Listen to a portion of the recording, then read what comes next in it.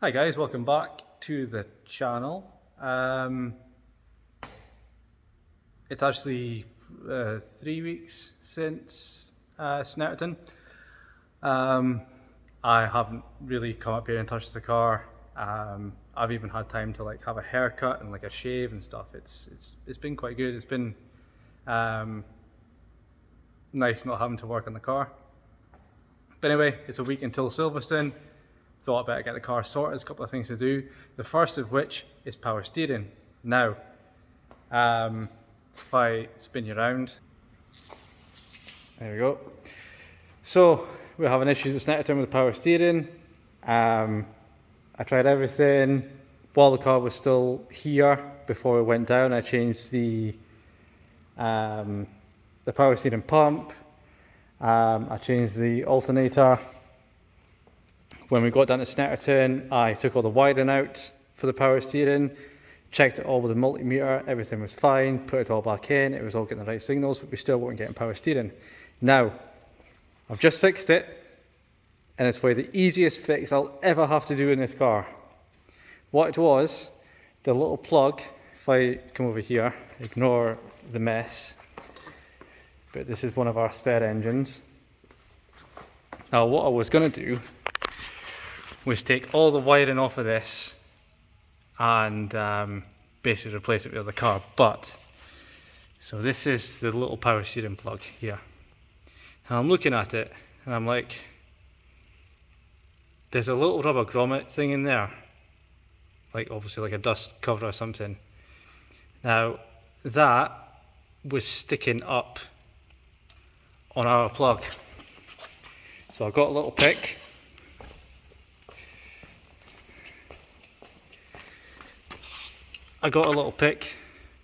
Pushed the little dust cover down, managed to push the plug on a bit further, and it clicked, and when it wasn't engaging properly, you know how all these have like a little, there's like a little tab. This is the power steering fan.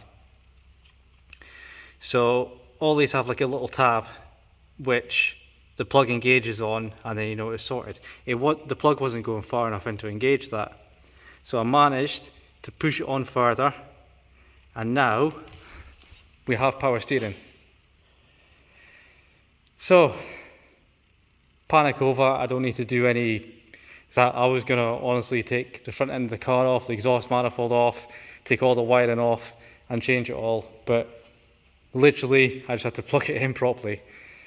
So it's a bit of a relief, a bit annoying that I should have done that at the track, but when you're in amongst everything and just, you know, I thought it was engaging properly, but it wasn't. So sorry Emma, you could have had power steering all weekend, but that's my fault. I'll take the blame for that. Anyway, other jobs to do in the car. We need to check and sort the alignment because of Dan Truman trying to use his car as brakes. We think it's knocked that wheel out a bit, so we need to do that. I found a bit of play in so that can I zoom in on that? You can't even see it. But the inner ball joint, which is around there somewhere, that keeps on coming loose anyway, which is fine, you can just tighten it up. But I've actually found play in the ball joint itself. So I've bought new Powerflex ball joints to put in. There's Powerflex ones that are in there already, but obviously that one has been in 2 smashes now. So I'm going to replace that. That'll hopefully tighten up the front end a little bit. And I need to swap out an aero catch, which takes about 5 minutes. I'll probably do that just now. And then the last thing on the agenda is, well, actually 2 more things. I've got a bit of trim to put on there, but again, it's a bit of trim. I've got a bit of trim. Last thing on the agenda is the fuel surge problem. As I was saying, I don't know what I'm going to do about this fuel surge issue. Obviously, I've researched, so I know the fuel filter's in this one, and this one is the high pressure pump. So when I take these covers off, I think I'm just going to take both of these out and replace them with the ones on that car, because we never had an issue with this car at all. We would run this car till it was literally on fumes and it would never surge. So, and also I know this is literally, I changed all the filters and all this on that one just before Cadwell. So I'm going to take both pumps out of that one, put it into this one, and hopefully that fixes that issue. Anyway, that's 5 minutes of waffle for me introducing this episode. But yeah, so glad I've got the power steering fixed. It's just, yeah, just to prove it. Just to prove it to everyone.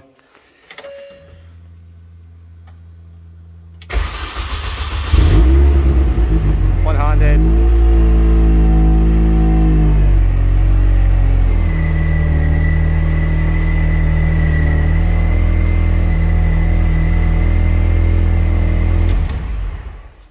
So yeah, we have power steering, which I'm so happy for. Yeah, you've honestly no idea. I was just, if I couldn't find that issue, I was just like, I don't know what I was going to do. But anyway, that's all sorted. I'm going to put you on time lapses and all that other stuff for other things, and I'll come back to you at the end of the video. Right, finally getting down to the good stuff. I've got the string kit out. Spent the last hour like setting it up. It takes absolutely ages. But these are the numbers. Can you focus? Yeah, so these are the numbers. I won't go through too much what they mean, but in essence, this side got knocked out. So it should, this side should look more like this side with a bit of toe in, but it's actually neutral. So it's had a bit of a knock, and then with me changing that bottom ball joint on this side, it's taken this side out as well. So I need to put a bit more toe out on this side, because just now it's toeing in, and then I need to put a bit more toe in on this side because it's neutral. So this is the rear passenger side, this is the front driver's side. So I'll do that now. I'll get those two lined up, and then hopefully we should have an alignment. Right then, I've had a play with the spanners, and these are the new figures. So basically what we've got is we've got 2 mil of toe out on either side, so that's 4 mil total. So basically both front wheels are pointing kind of like that. And then on the rear, I've got 1.5 mil toe in on this side and 1 mil toe in on this side. So basically 2.5 mil total. So the wheels are basically pointing like that, which should give us a nice pointy front end with a stable-ish rear end. Those are the settings I've always kind of tried to stick to anyway. So that's that done. Yeah, and you'll have seen that I've done the oil change. I still need to put oil in it actually. Keep forgetting that, to put oil in it. Done the oil change. I've done the bottom ball joint, or the inner ball joint there. What's what I've done? The alignment, obviously. Bonnet pin. Switched that over. And the fuel pump. So the issue with the fuel pump was I originally took the spare out, well, not spare, but I originally took the one out of this car. Ignore the mess. So this is a high pressure fuel pump that sits in the left hand side of the tank, and there's a hose in the tank that sits in here. And what that does is it comes from the other side from the filter, and that pumps into here, which fills up this swirl pot, which then this high pressure pump then pumps out. So what had happened on the other car is, I think in the accident at Thruxton, this pipe here has come out. So this pipe was flapping about, so when this side of the tank emptied, this pipe was pumping in to the tank itself and not into the swirl pot. So that's why after a sharp left-hander, this tank would be empty. Therefore, this was getting no fuel. So it was giving a set. It was having to wait a second for this side to fill up again to go into the bottom of the swirl pot to get fuel. That's my theory anyway. Because the pipe was loose, so I'll put the pipe back, secure it in place. So hopefully that fixes the problem. If it doesn't, I'm taking that other pump that you just saw, I'm taking that as a spare with me anyway. But that's the car pretty much done. I'm just gonna put it together, stick it on the trailer and take it home, I think. But yeah, 2 seconds, I'll spin you around. So yeah, car's pretty much done. Nothing else to say really. Reasonably happy with it. Well, pretty happy with it to be honest. All the little bits that were gonna be hard have been rather easy, like so the power steering and the fuel pump. I thought they were going to be pigs of jobs, but they weren't. They're actually pretty decent. Everything else has been okay. Emma was right when she said that after the little off at the Snet, the little bump, that she felt the car wasn't handling right. She was right enough. That corner had been knocked out. So yeah, happy now we've got that fixed. Happy we've got that bottom ball joint fixed. Happy the car's tracked up. Happy I finally know how to use my alignment kit. Again, big thanks to Stephen Berry for that. But yeah, that's kind of it. Sorry if this has been a lot of waffle with some B-roll thrown in.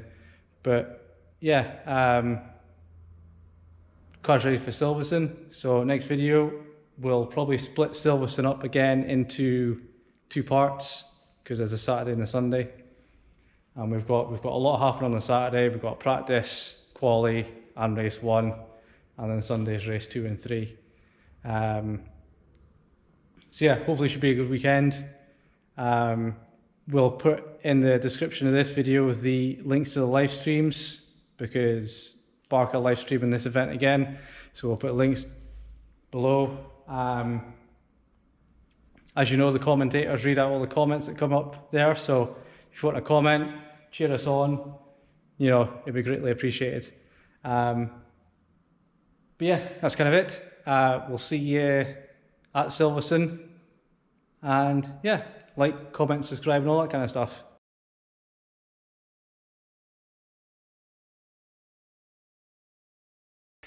So, I don't know what I'm going to do about that. Sorry, I just dropped you.